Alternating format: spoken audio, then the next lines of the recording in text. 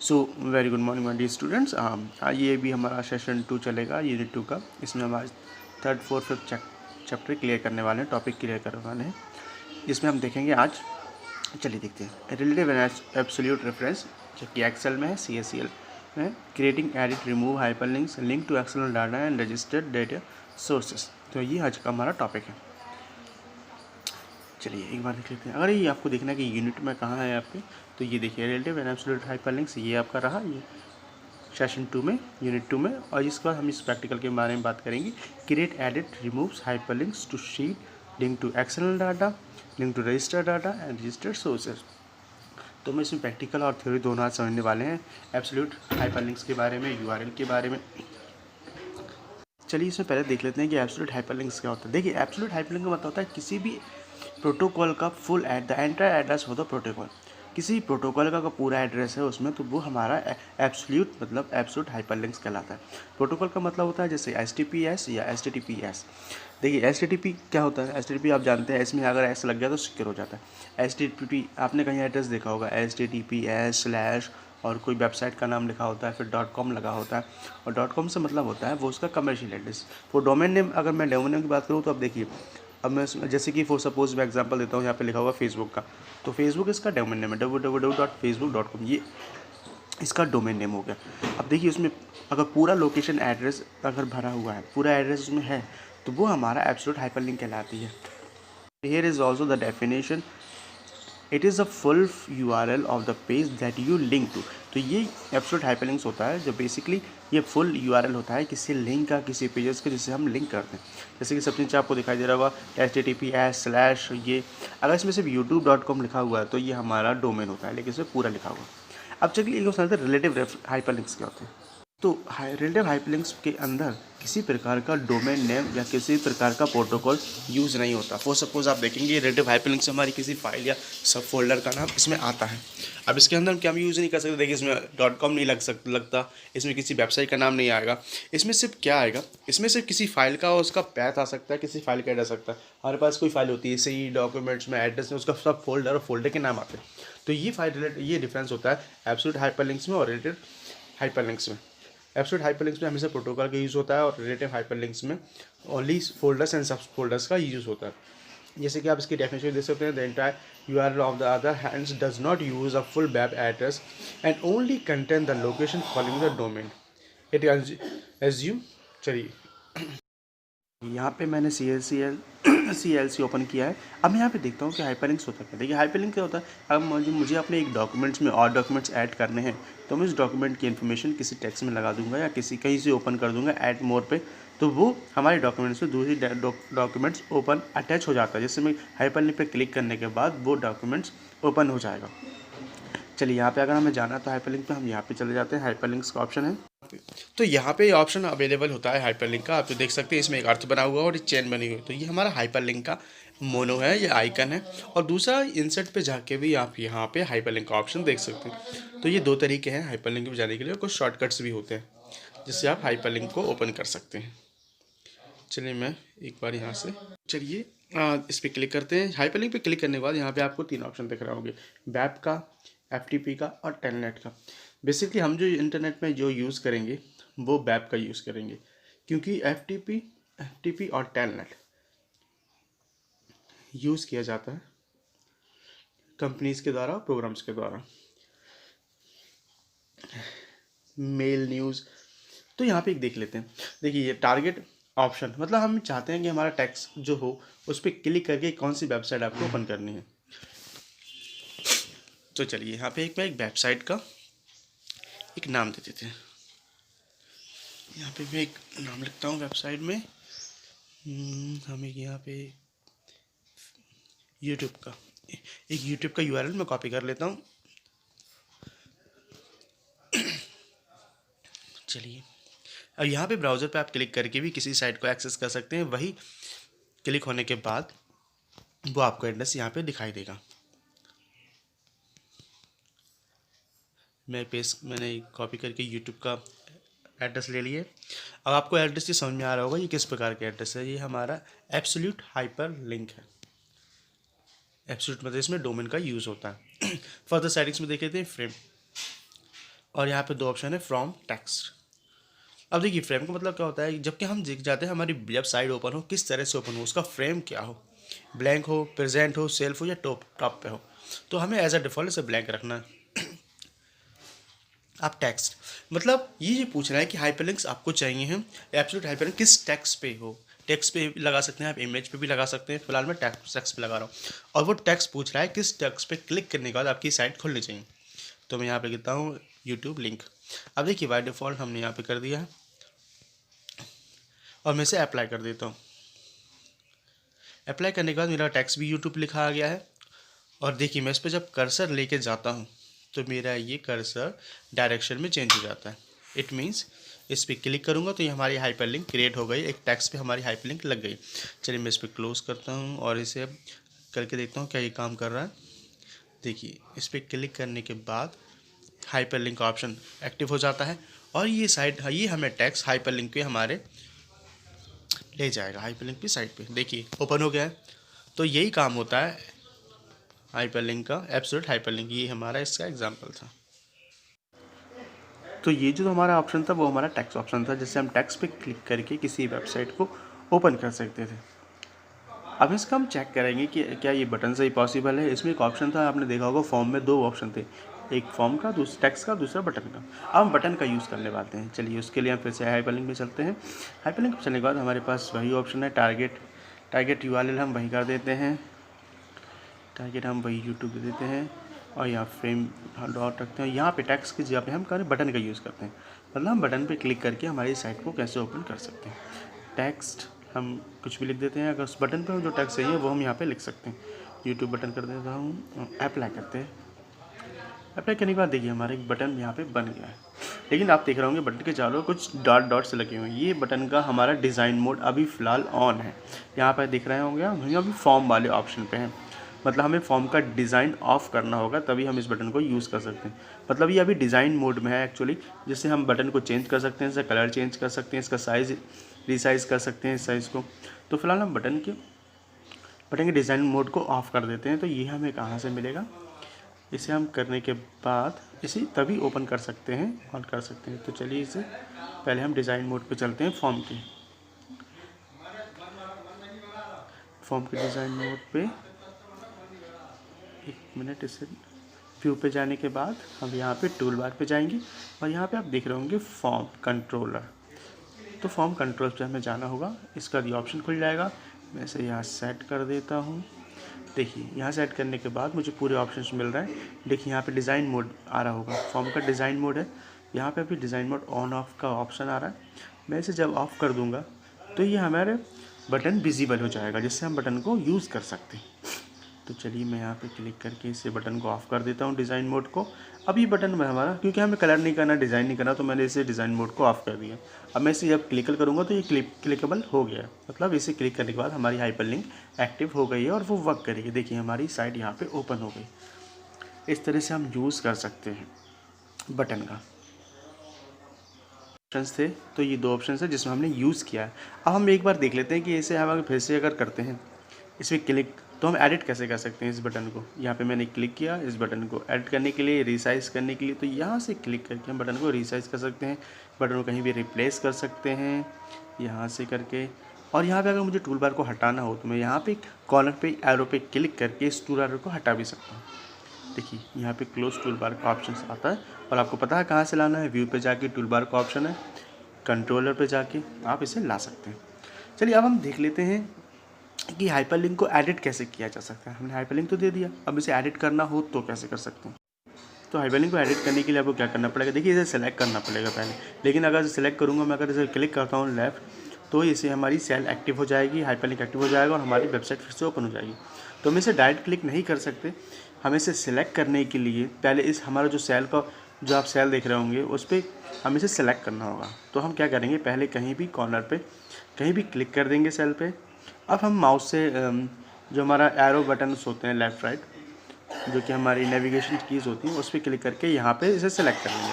अब सिलेक्ट करने के बाद हमें उसी ऑप्शन पे जाना है, हाइपरलिंक वाले ऑप्शन पे। अब इसे हम, ये हमारा सेलेक्ट हो चुका है। अब हाइपरलिंक ऑप्शन पे जाने के बाद हमारा वही ऑप्शन फिर से स्टार्ट होगा। देखिए इसे करने के बाद ये हमारी हाइपरलिंक ओपन हो गई है।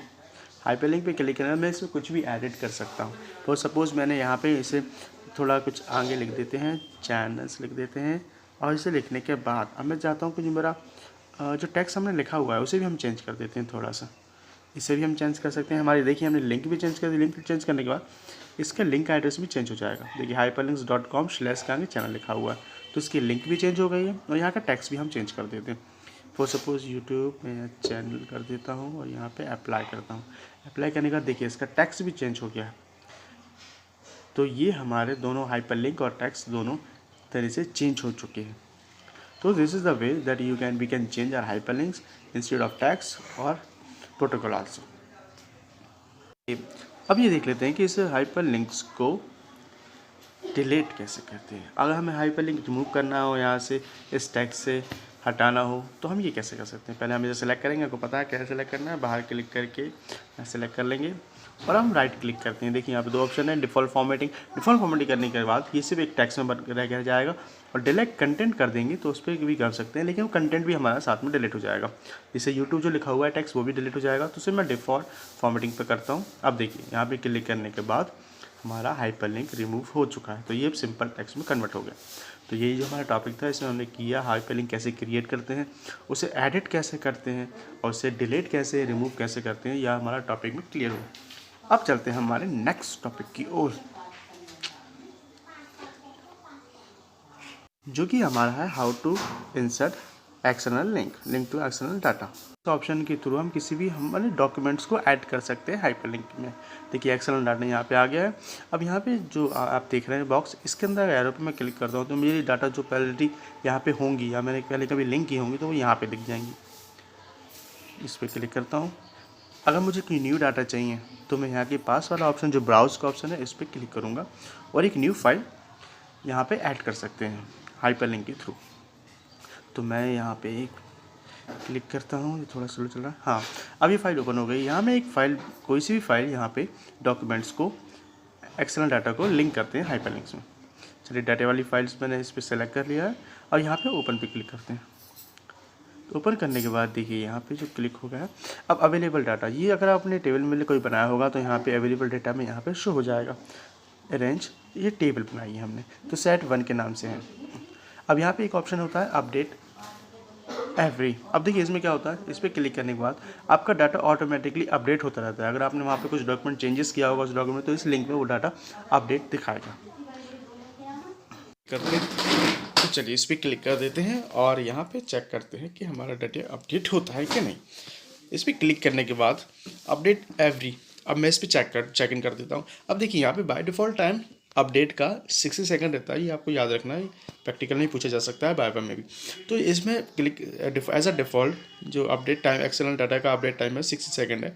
इससे हम कुछ भी चेंज कर देते हैं कि हम इतनी सेकंड बाद ऑटोमेटिक हमारा डाटा दूसरी फाइल से सेव हो जाए। तो देखिए एज अ डिफ़ॉल्ट आप 5 कितना भी कर सकते हैं, लेकिन 5 अगर 1 से लेकर 10 से ज़्यादा ही करें तो अच्छा रहेगा, क्योंकि अगर हम 10 से कम करते हैं तो ये फाइल हैंग होने के चांसेस होते हैं। अगर ज़्यादा फाइल हम लिंक करते हैं तो हैंग हो जाता है, इसलिए आप इसे थोड़ा ज़्यादा रखिए टाइम को। फिर हम देखेंगे कि इससे ये डाटा हमारा जो हम लिंक फाइल कर रहे हैं वो ऑटोमेटिकली डाटा सेव अपडेट हो रहा है कि नहीं। तो मैं ऐसा फिर 5 करके देख लेता हूँ। अब देखिए अपडेट लिंक्स पे इस पर क्लिक आ गया है, तो यस कर देते हैं। अब जैसे क्लिक करते हैं हमारा वो वाला डॉक्यूमेंट्स एक्सटर्नल डाटा वाला यहाँ पे आ चुका है हमारी फाइल से। तो मैं इसे थोड़ा साइज कर देता हूँ। तो ये हमारा डाटा यहाँ पे शो होने लगा। अब एक बार इसे पुरानी फाइल को भी हम ओपन करके देख लेते हैं जिससे हमने डाटा लिंक किया है। चलिए आपको देखते हैं। तो ये मेरा डाटा वाला है जो पुराना अनटाइटल्ड है, जो हमारी न्यू फाइल है, और जो हमारा पुराना डाटा है वो हमारा डेटा वाली फाइल में। देखिए ये आपको दिख रहा है, लेफ्ट साइड में दिख रहा है अनटाइटल्ड फर्स्ट, ये हमारी न्यू फाइल है। और अब जो पुरानी फाइल है हमारी वो डेटा के नाम से है। तो यहाँ पे अब हमें चेक करना है कि क्या वाकई हम यहाँ पे अगर पुरानी फाइल में कुछ चेंजेस करते हैं और फाइल को सेव करते हैं तो क्या न्यू फाइल में हमारी डाटा ऑटोमेटिकली अपडेट होता है या नहीं। चलिए इसे हम करके देख लेते हैं। 180 का 100 करते हैं। अब इस फाइल को करता हूँ सेव। तो 80 वाले जो नाम है नवनीत, देखिए ऑटोमेटिकली इसका नाम चेंज हो गया है, मतलब डाटा अपडेट हो रहा है। एक और चेंज करके देखते हैं। पुरानी फाइल में जो भी अपडेट करेंगे आप तो न्यू फाइल में ऑटोमेटिकली शो होगा। फॉर सपोज इसे चेंज करके देखते हैं एक बार। इसे कर देता हूँ मैं 98 कर देता हूँ। अब इसे सेव करता हूँ और 5 सेकंड बाद ये टाइम ऑटोमेटिकली चेंज हो जाएगा। चलिए, तो ये मतलब ऑटोमेटिकली अपडेट हो रहा है। यही तो इसका हम टाइम कुछ भी देख सकते हैं अकॉर्डिंग टू आवर नीड। तो ये हमारा जो टॉपिक था किस प्रकार से। अब एक न्यू टॉपिक देख लेते हैं हम। तो हमारा ये न्यू टॉपिक है लिंक टू रजिस्टर डाटा। मतलब हमने कोई रजिस्टर डाटा करा हुआ तो उसे कैसे लिंक करेंगे। तो चलिए हम एक एक्सटर्नल डाटा जो हमारे पास ऑलरेडी बना हुआ है, हमने CSCS में ओपन ऑफिस से बनाया था, वो उसमें एक बार ट्राई करते हैं। हमारा ओपन ऑफिस का डॉक्यूमेंट्स ला के ट्राई करते हैं दूसरा सॉफ्टवेयर से बनाया हुआ, मतलब दूसरे एप्लीकेशन से बनाया हुआ डाटा हम इसमें ट्राई करते हैं कि वो कैसे यहाँ पे आता है। जैसे कि हमने एक डाटा बनाया था, आपने मेज में हमने जो किया था टॉपिक, उसमें मैंने एक डाटा बनाया था। वो डाटा हमारा ओपन ऑफिस में बना था। वो डाटा यहाँ पे हम ट्राई करते हैं। देखिए, उसके लिए हमें डाटा सोर्सेज पे क्लिक करना होगा। इसकी शॉर्ट फॉर्म है F4। तो डाटा सोर्सेज पे क्लिक करके आप इस डाटा को हम यहाँ पे कर सकते हैं। अब मैं देखिए यहाँ पे 2 फाइल्स मैंने बनाई हुई हैं। हम जो फाइल चाहिए उस फाइल को सिलेक्ट कर सकते हैं। यहाँ पे क्लिक करता हूँ। यहाँ पे 2 फाइलें हैं एज यू कैन सी। एक टेबल वाली फाइल्स है, ये हमारी दूसरे, हाँ ये जो फाइल्स हैं। अब मैं इस फाइल को यहाँ पे ऐड करते हैं हम एक्सेल में। हमारे पास 2 एक ये फाइल्स भी बनाई हुई है मैंने। फिलहाल हम एक फाइल्स को ट्राई करते हैं। इस फाइल को करने के बाद हम इस फाइल को यहाँ पे एक्सेल में लाना चाहते हैं, तो हम इसे फाइल को लिंक करना हो। तो पूरे डाटा को क्लिक करने के लिए हमें पूरे डाटा को सिलेक्ट करना होगा। कॉर्नर पे क्लिक करके ये हमारा पूरा डाटा सिलेक्ट हो चुका है। अब देखिए यहाँ पे डेटा टू टेक्स्ट, इस डाटा को टेक्स्ट में हमें कन्वर्ट करना होगा। तो हम यहाँ पे डेटा टू टेक्स्ट पे क्लिक करेंगे और ये पूरा डाटा हमारे एक्सेल की शीट पे अवेलेबल हो जाएगा। So this is the way that we can insert our external data from other sources. तो इस प्रकार से हम अपने डाटा को अदर सोर्सेज से ला सकते हैं, लिंक कर सकते हैं। तो यहाँ पे आपको पूरा डाटा दिखाई दे रहा होगा। तो इस तरह से हम अपने डाटा को ला सकते हैं। ये MS वर्ड का दूसरी फाइल का डाटा एक्सेल में लाया जा सकता है क्रिएट करके एक्सटर्नल सोर्सेज की हेल्प से। ये तो हमने डाटा बाहर से लिया है, लेकिन अगर मैं चाहता हूँ कि एक्सेल का डाटा हम DBMS का या दूसरी फाइल का डाटा यहाँ से क्रिएट कर सकें एक्सेल से, तो वो कैसे कर सकते हैं, ये हमारा एक नई क्वेश्चन है। तो हम फाइल पेज जाते हैं, डेटाबेस पे क्लिक करते हैं। सेलेक्ट डेटाबेस पे क्लिक किया मैंने। क्रिएट अ न्यू डेटाबेस पे ऑन रहेगा, क्योंकि हम यहाँ पे DBMS का डाटा बनाने वाले हैं डेटाबेस का, जो कि हमारा यूनिट 3 है। उसमें हम देखेंगे डेटाबेस क्या होता है। तो ओपन ए न्यू मैच, अगर मैं इसमें कर देता हूँ तो न्यू एग्जिस्टिंग फाइल पे ओपन हो जाएगा और क्रिएट अ न्यू डेटाबेस, तो न्यू डेटाबेस क्लिक होने लगेगा। देखिए, अगर मुझे न्यू फाइल में चाहिए तो मैं यहाँ पे क्लिक करूँगा, ओपन एग्जिस्टिंग लिस्ट। यहाँ पे connect to the existing database, उस पर क्लिक करने के बाद यहाँ पे ऑप्शन सेलेक्ट कर लेते हैं। तो हम क्रिएट अ न्यू डॉक्यूमेंट्स पे क्लिक कर देते हैं, क्योंकि हमें एक न्यू क्रिएट करना है डॉक्यूमेंट। देखिए यहाँ पे जो ऑप्शंस आएंगे उसे एज इट इज़ रहने देना है, मैं कुछ चेक नहीं करना है। यहाँ मैं फिनिश पे क्लिक करूँगा। फिनिश पे क्लिक करने के बाद हमारा डिटेल सेम मांगेगा। हम इसे कोई नाम दे देते हैं। मैंने फॉर सपोज स्टूडेंट DP नाम दिया। अब देखिए यहाँ पे जो एक्सटेंशन दिख रहा है ODF ही रहेगा। डेटाबेस का जो एक्सटेंशन रहता है वो IDF का होता है, हमको जैसे हमें याद होना चाहिए। सेव पे हम क्लिक करते हैं। यहाँ पे मैं फिनिश पे करता हूँ। देखिए हमारा एक डेटाबेस ओपन हो जाएगा। ब्लैंक, अब यहाँ ब्लैंक शो रहा है क्योंकि हम ये कोई डाटा लिखा नहीं है, लेकिन हम यहाँ पे एक डाटा बनाते हैं। DBMS में है ये, इसमें एक डाटा क्रिएट पे जाके डाटा बनाने के बाद ये डाटा शो होगा। तो चलिए मैं क्रिएट टेबल इन डिज़ाइन व्यू, इस पर क्लिक कर देता हूँ। अब देखिए डिज़ाइन व्यू में आ गया हमारे पास। इसमें हम 1-2 एंट्रीज ले लेते हैं।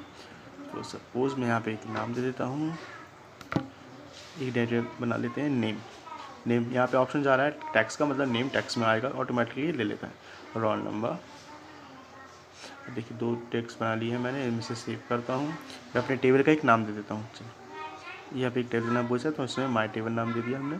चलिए इस पर क्लिक कर देते हैं। अब देखिए पूछा है नो प्राइमरी की। प्राइमरी की मतलब होता है कि हम जो हमारा जो टेक्स्ट बनाया है, हर टेक्स्ट का एक प्राइमरी की होता है। मतलब वो कंटेंट का एक एवोल्यूशन रिलेशन नंबर रहता है, जिसके थ्रू हम उस कंटेंट तक पहुँच सकते हैं।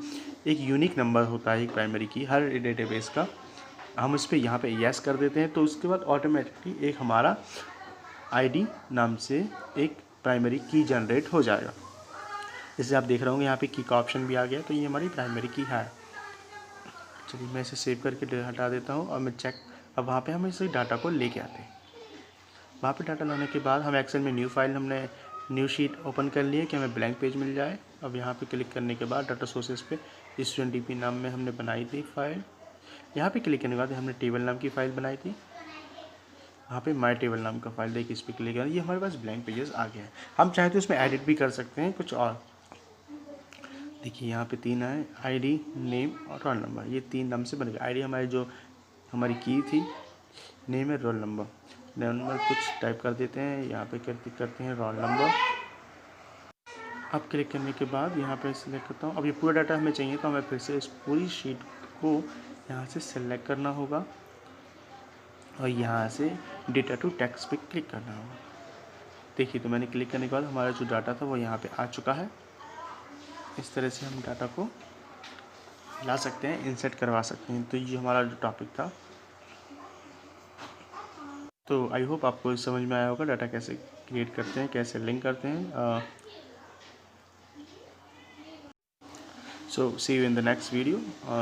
नेक्स्ट वीडियो जो हमारी रहेगी यूनिट 3 पर रहेगी, सेशन 3 रहेगा यूनिट 2 का, उसमें हम बात करेंगे कुछ न्यू टॉपिक्स के बारे में।